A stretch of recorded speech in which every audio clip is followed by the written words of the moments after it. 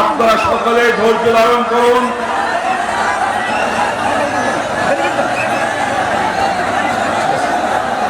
সংগ্রামী তৌহিদ জনতা, আমি বলতে চেয়েছিলাম এই বিগত 15 বছরে বারবার ইসলামের উপরে আঘাত করা হয়েছে, আলেমদের উপরে আঘাত করা হয়েছে।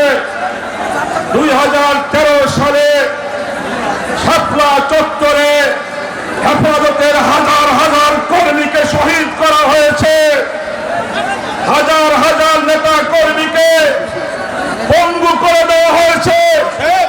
এমনি ভাবে বিভিন্ন সময় নাস্তিক মুরতাদ বিরোধী আন্দোলন করতে গিয়ে হেফাজতুল ইসলামের ভাইরা রক্ত দিয়েছে, জীবন দিয়েছে, কিন্তু এর একটিও বিচারগত সরকার করে নাই।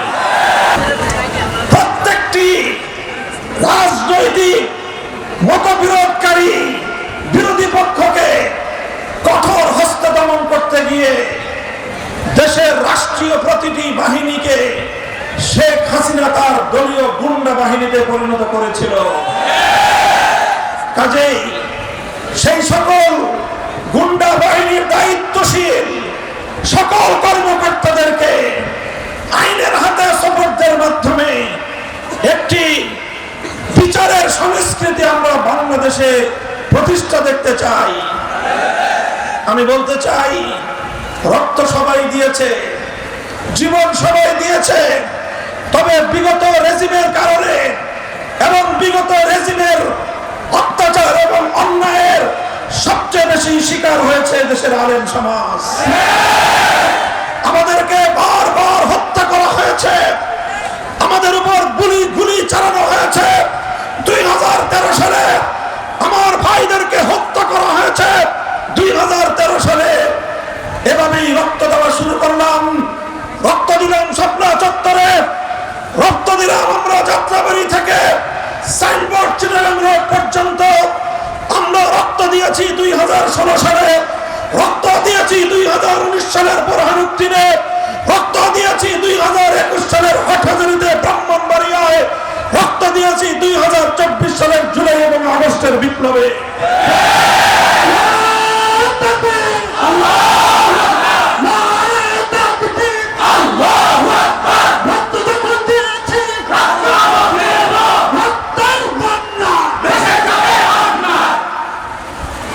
সংগ্রামী সাথী ও বন্ধুগণ, কাজেই অনেক রক্তের বিনিময়ে অর্জিত হয়েছে আগস্টের বিপ্লব।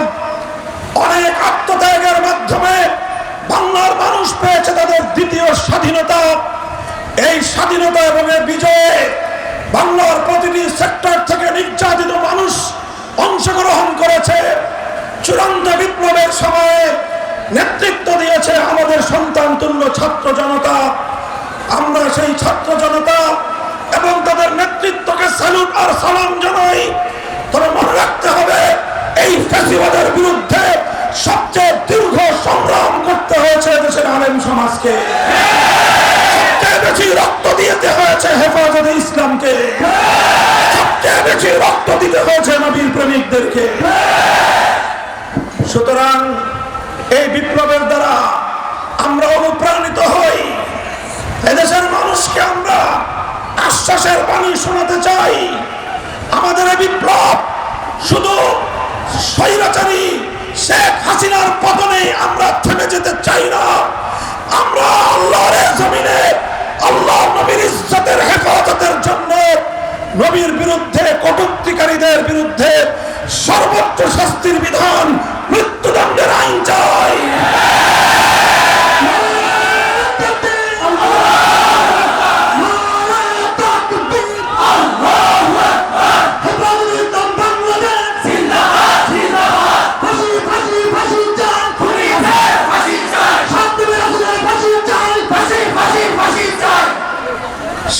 হাসিনা হেফাজতে ইসলামের বিরুদ্ধে, আলেম সমাজের বিরুদ্ধে সুযোগ পেলেই কটূক্তি করেছে, উপহাস করেছে। আমার ভাইয়ের শাহাদাতের রক্ত নিয়ে নির্মম হাসি তামাশা করেছে শেখ হাসিনা। মুসলমানদের ট্যাক্সের পয়সায় পরিচালিত জাতীয় সংসদে দাঁড়িয়ে এই নির্মম নির্লজ্জ শেখ হাসিনা বলেছে 5ই মে হেফাজতের নবী প্রেমিক হেফাজতে ইসলামের কর্মীরা নাকি গায়ে রং মেখে শুয়েছিল। আমার ভাই বুকের রক্ত দিয়ে শাপলা চত্বরকে রঞ্জিত করেছে। আমার ভাইদের লাশ সে ময়লাবাহী গাড়িতে করে গুম করেছে। রাতের অন্ধকার মুছে যাওয়ার আগেই সে ওয়াসার পানি দিয়ে শাপলা চত্বরের রাজপথকে ধুয়ে আমার ভাইয়ের রক্তগুলোকে ড্রেনে প্রবাহিত করেছে। আমার ভাইয়েরা শাহাদাত বরণ করার পর তারা দাফন হওয়ার জন্য মাটি খুঁজে পায়নি। আর শেখ হাসিনা সেই শহীদের রক্ত নিয়ে জাতীয় সংসদে দাঁড়িয়ে উপহাস করেছে, বিদ্রুপ করেছে। শাহাদাতের রক্তের সঙ্গে শেখ হাসিনার বিদ্রুপ, শেখ হাসিনার এই উপহাস আল্লাহর দরবারে তার জন্য অভিশাপ নিয়ে এসেছে। আমরা বলতে চাই শেখ হাসিনার সেই বীর শহীদদের রক্ত নিয়ে উপহাস করারও আলাদা মামলা এবং বিচার হওয়া উচিত। আওয়ামী লীগের তৎকালীন নেতারা তারা আমাদের বিরুদ্ধে, হেফাজতের বিরুদ্ধে একদিকে নির্বিচারে গুলি চালিয়ে গণহত্যা চালিয়েছে, আরেকদিকে তারা প্রতিনিয়ত কটাক্ষর বিদ্রুপের বানে আমাদেরকে জর্জরিত করেছে। হেফাজতের এক আওয়ামী লীগের এক নেতা সে বলেছিল হেফাজতের নেতা কর্মীরা সুবহানাল্লাহ পড়তে পড়তে নাকি তারা পালিয়ে গেছে। সুবহানাল্লাহ পড়তে পড়তে শাপলা চত্বর থেকে পালিয়ে গেছে। আমি তখন বলেছিলাম হেফাজতের নেতা কর্মীরা সুবহানাল্লাহ পড়তে পড়তে পালিয়ে যায়নি, বাংলার 55,000 বর্গ মাইলে ছড়িয়ে পড়েছে। হেফাজত রক্তের বিনিময়ে রক্ত দিয়ে বাংলার প্রতিটি ইঞ্চি ইঞ্চি মাটিতে তার শেকড় গেড়েছে। রক্ত দিয়ে যে গাছ সিঞ্চিত হয়, রক্ত দিয়ে যে বৃক্ষ সিঞ্চিত হয়, রক্ত দিয়ে যে গাছের ডালপালা ছড়ায়, সে গাছকে উপড়ে ফেলা এতটা সহজ নয়।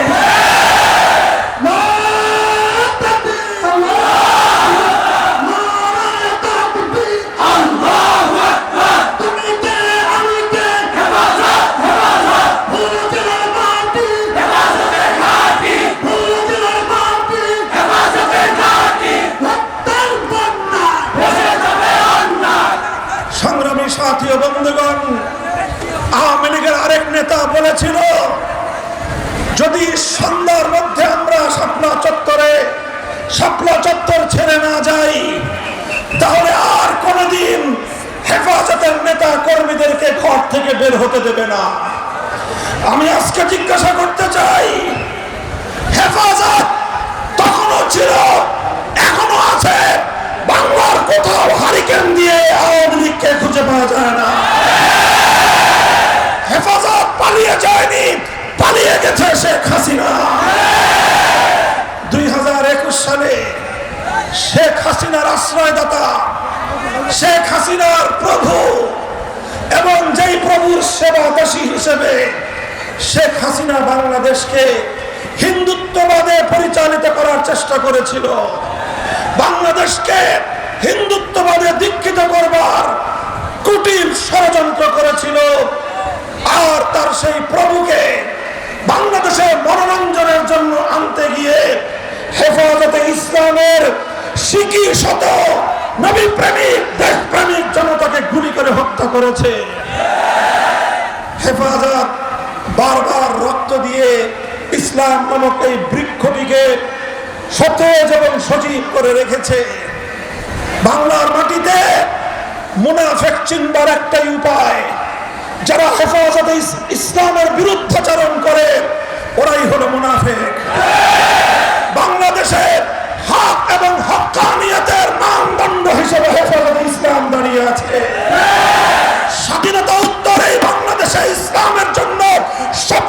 বাংলাদেশে রক্ত দিয়েছে হেফাজতে ইসলাম বাংলাদেশ। সুতরাং কেউ যদি মনে করে ইসলামের প্রদীপ মুখের ফুৎকার দিয়ে নিভিয়ে দেবে, তাদেরকে আমরা বলে দিতে চাই, হেফাজতে ইসলাম ইসলামের আলো জ্বেলেছে। যদি কেউ ফুৎকার দিয়ে নিভিয়ে দিতে চাও, 14 পুরুষ সহজরে পুরে সারখার হয়ে যাবে। হেফাজতে ইসলাম ছিল, হেফাজতে ইসলাম থাকবে, আগামীতে হেফাজতের হবে বাংলাদেশ। সংগ্রামী সাথী ও বন্ধুগণ, কাজে আমরা পরিষ্কার ভাষায় বলতে চাই, হেফাজতে ইসলাম বাংলাদেশ সম্পর্কে আমাদের মরহুম আমির আল্লামা জুনায়েদ বাবুনগরী রহমতুল্লাহ আলাইহি বলতেন, বাংলাদেশের প্রতিটি মসজিদের সকল মুসল্লিরাই হলো হেফাজতের নেতাকর্মী। কাজেই যারা আল্লাহকে বিশ্বাস করে, যারা আল্লাহর রাসূলকে বিশ্বাস করে, যারা আল্লাহর কোরআনকে বিশ্বাস করে, যারা ইসলামকে বিশ্বাস করে, যারা নামাজকে বিশ্বাস করে, তারাই হলো হেফাজতে ইসলাম। হেফাজতে ইসলামকে এভাবেই আমাদের সকল দল মতের ঊর্ধ্বে বাংলার মাটিতে ইসলামের পাহারাদার হিসেবে দুর্ভেদ্য একটি অজেয় কাফেলা হিসেবে গড়ে তুলতে হবে। আমি বুরহানুদ্দিনের বীর জনতাকে আবারও সালাম জানাই। আগামী দিনে আপনাদেরকে আমি সোচ্চার থাকার আহ্বান জানাবো। যখনই দেশের প্রয়োজনে, ইসলামের প্রয়োজনে, আল্লাহ নবীর ইজ্জতের হেফাজতের প্রয়োজনে মাঠে নামতে হবে। প্রথমে আমরা ঘাম দেব, তারপরে চোখের অশ্রু দেব, প্রয়োজনে বুকের রক্ত ঢেলে দেব। ইসলামের প্রশ্নে কারো সঙ্গে আপোষ করব না।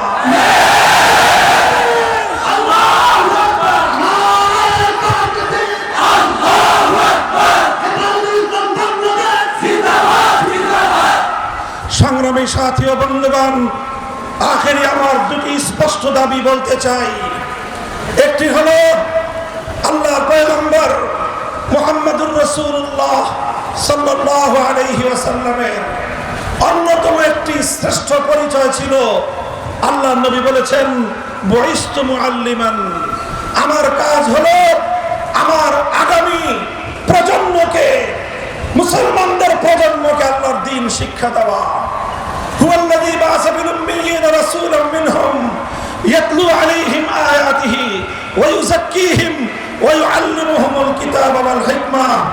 আল্লাহর নবীর কাজ ছিল মুসলমানদের সন্তানরা যেন ঈমানী চেতনায় উজ্জীবিত হয়, মুসলমানদের সন্তানরা যেন তাওহীদী শিক্ষা ব্যবস্থায় গড়ে ওঠে। কাজেই আমি অন্তর্বর্তীকালীন সরকারকে পরিষ্কার বার্তা দিয়ে দিতে চাই, মুসলমানদের সন্তানদের শিক্ষা ব্যবস্থা নিয়ে হেফাজতে ইসলাম এক চুল পরিমাণ নমনীয় হওয়ার সুযোগ নাই। বিগত সরকার তার এজেন্ডা ছিল হিন্দুত্ববাদকে বাস্তবায়ন করা। এজন্য শিক্ষা ব্যবস্থায় হিন্দুয়ানি কারিকুলামের মাধ্যমে হিন্দুত্ববাদী মানসিকতায় গড়ে তোলবার পায়তারা চালিয়েছিল। হেফাজতের মরহুম আমির আল্লামা আহমদ শফীর নেতৃত্বে আমরা বারবার সেই হিন্দুত্ববাদকে মোকাবেলা করে গিয়েছি।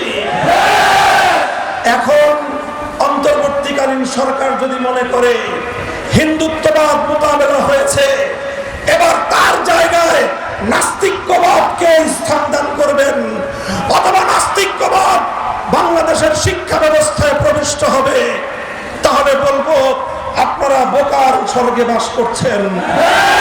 এদেশের মুসলমানেরা তাদের কোটি কোটি সন্তানদের আগামী ভবিষ্যৎ নাস্তিক্যবাদের হাতে সুপর্দ করবে না।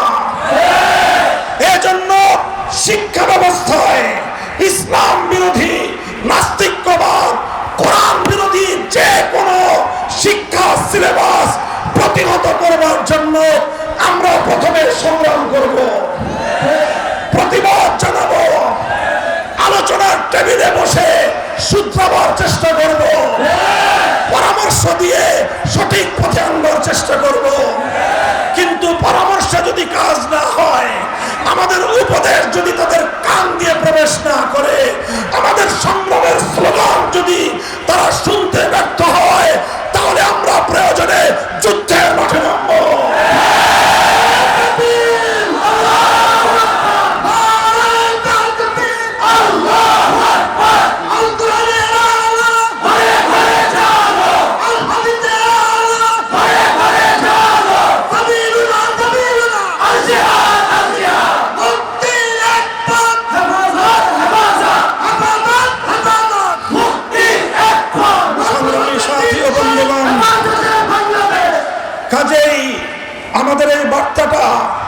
সংবাদ মাধ্যম যথাযথভাবে দেশের কর্ণধারদের কাছে পৌঁছে দিবেন। আমরা আগস্ট বিপ্লবকে স্বাগত জানিয়েছি।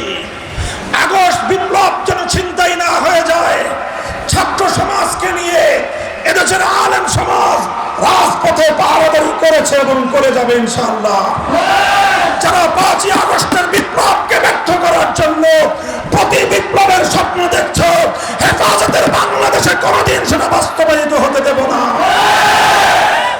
কাজেই এই 5ই আগস্টের বিপ্লবকে ব্যর্থ করার জন্য নানা নাটক মঞ্চস্থ হচ্ছে। হুঁশিয়ার এবং সাবধান করে দিতে চাই, কোন নাটক আর কোন ষড়যন্ত্র দেশের মানুষ বরদাস্ত করবে না। 5ই আগস্ট থেকে যেভাবে দেশপ্রেমিক সেনাবাহিনী এদেশের জনগণের পাশে দাঁড়িয়ে তারা ছাত্র সমাজকে সহযোগিতা করে যাচ্ছে, আগামীর সুন্দর বাংলাদেশ বিনির্মাণে সহযোগিতা করে যাচ্ছে, সেই ভূমিকায় তারা অব্যাহত রাখবে এই আশাবাদ আমি ব্যক্ত করছি। দেশ নিয়ে পালিয়ে যাওয়া প্রধানমন্ত্রীকে বাংলাদেশে পুনর্বাসিত করবার কোন অপচেষ্টা করা হলে সেটাকে রক্ত দিয়ে আমরা রুখে দেব ইনশাআল্লাহ।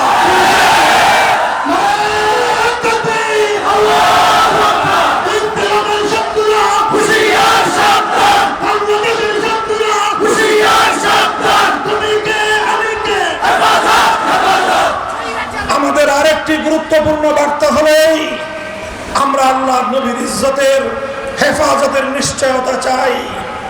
নানা অজুহাত দেখিয়ে, নানা অজুহাত